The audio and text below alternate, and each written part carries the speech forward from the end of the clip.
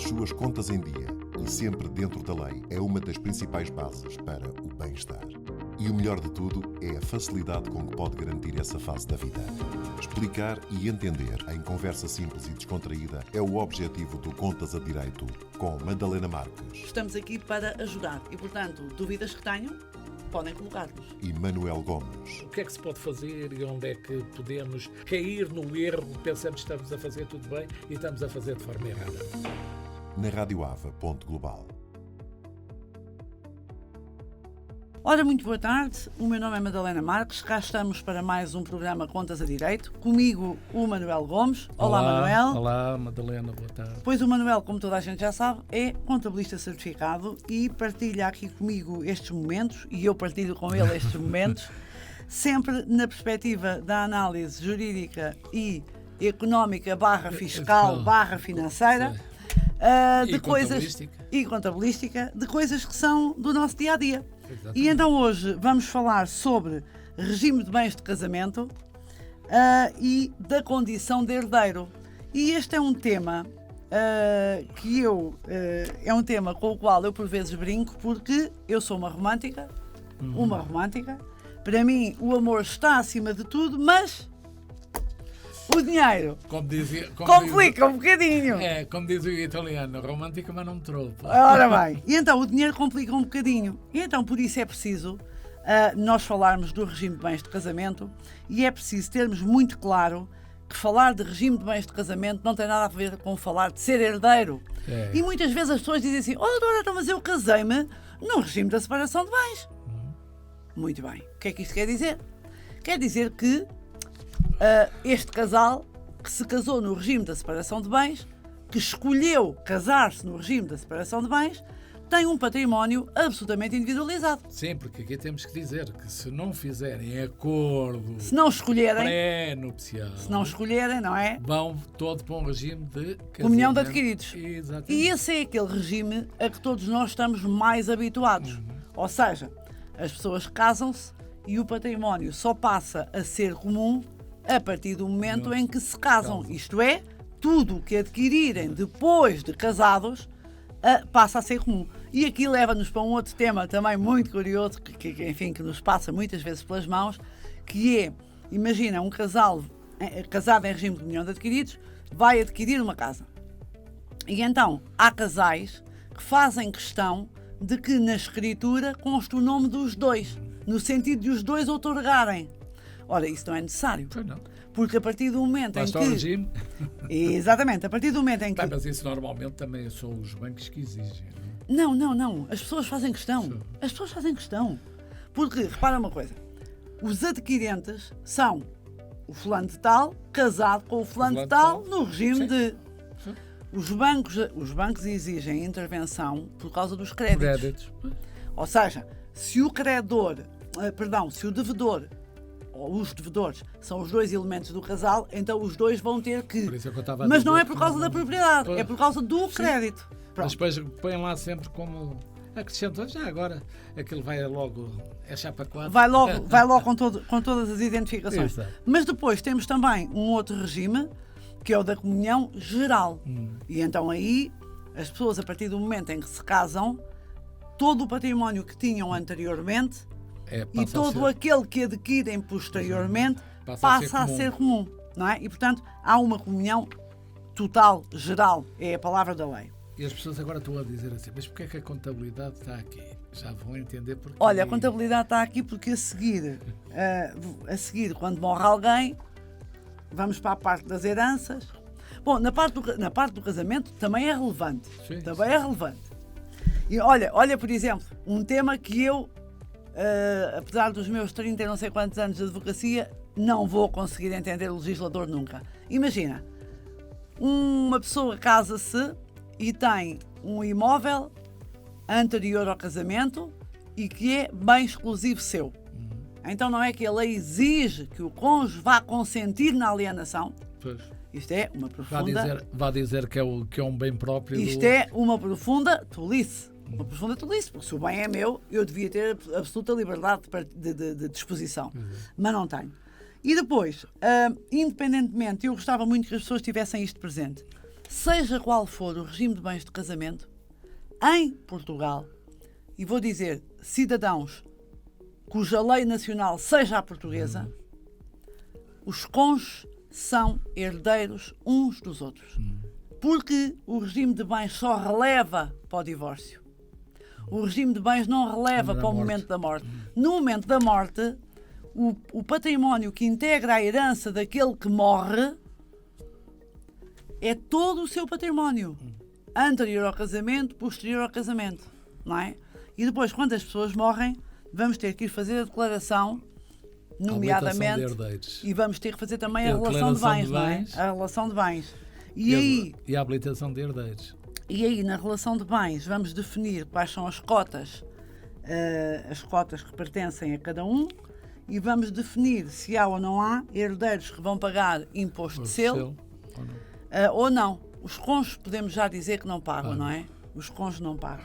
E eu gostava de trazer também aqui ainda uma outra nota muito curiosa.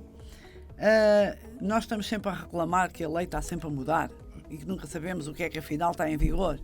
Ora bem, ultimamente foi criada uma alteração legislativa muito relevante neste domínio que estamos a falar e que tem a ver com a circunstância de, hoje em dia, a maior parte das pessoas, se já se casaram, já se divorciaram, e, portanto, muitas vezes têm novos casamentos, mas já têm filhos de casamentos anteriores.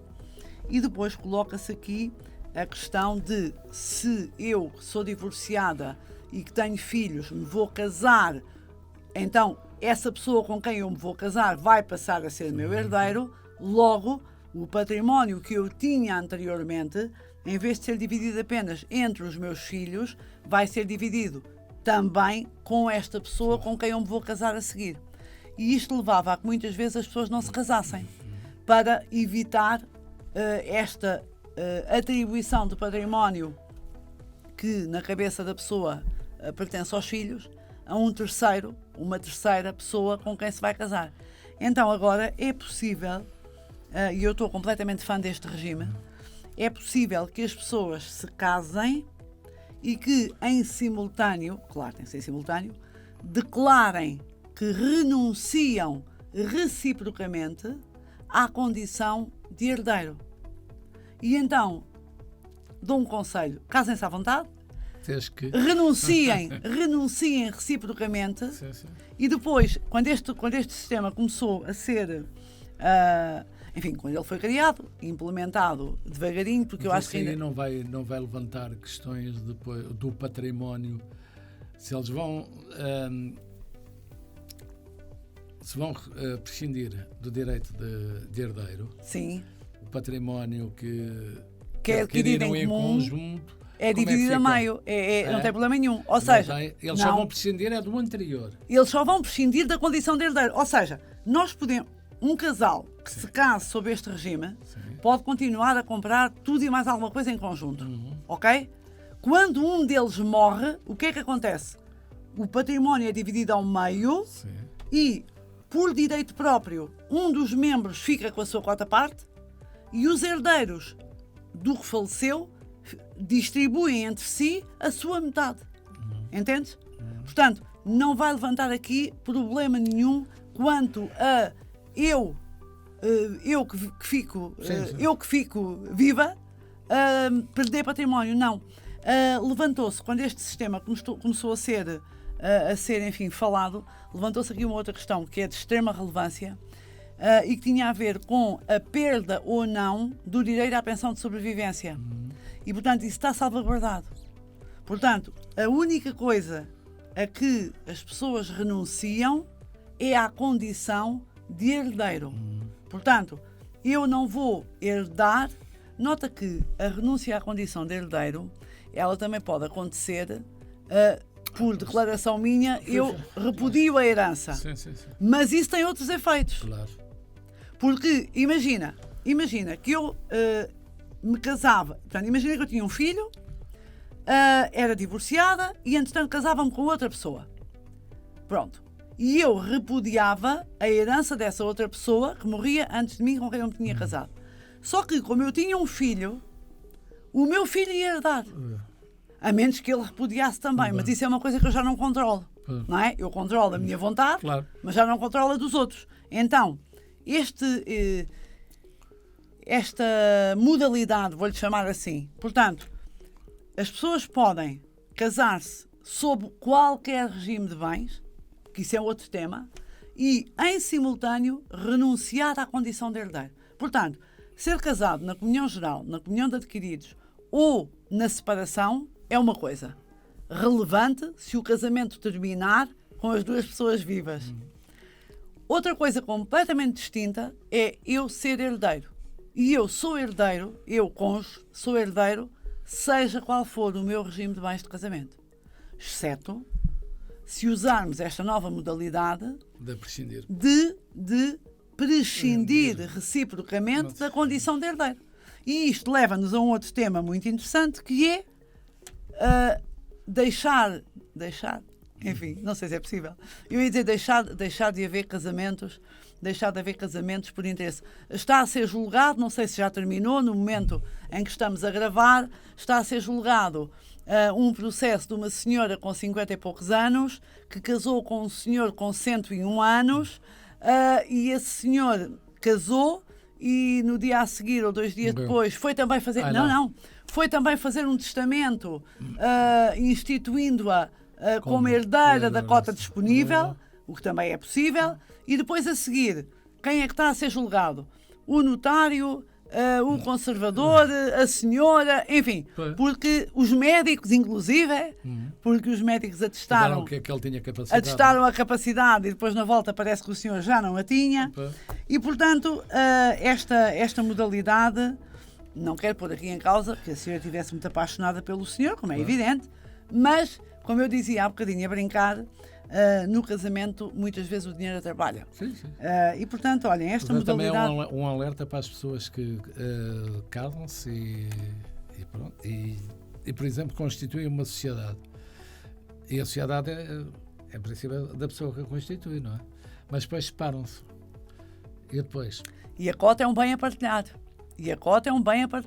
Atenção. E a maior parte das pessoas não sabem isso. A cota é um bem a partilhar. E depois tem que fazer...